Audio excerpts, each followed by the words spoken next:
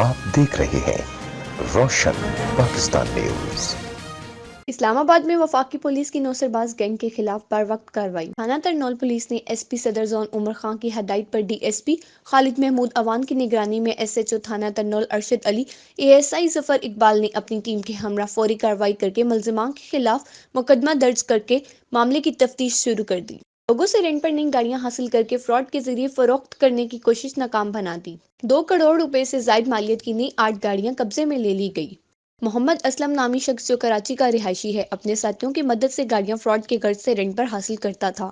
ملزمان نے جعلی ٹرانسفر لیٹر تیار کرکے گاڑیوں کی فروخت کے لیے اخبار میں اشتہار بھی دیا۔ ملزم محمد اسلم نے الگ الگ ناموں سے کمپنیاں بنا کر اخبارات میں اشتہار کے ذریعے رینٹ پر گاڑیاں حاصل کی۔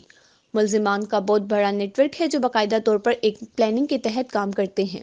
لوگوں نے پولیس کی بر وقت کارروائی کی تعریف کی۔ آئی جی اسلام آباد اور ڈی آئی جی آپریشنز نے پولیس کی کارکردگی کو سراہا۔ پولیس کی اس فوری کارروائی سے لوگ بھاری نقصان سے بچ گئے۔ افرا خان، روشن پاکستان نیوز، اسلام آباد۔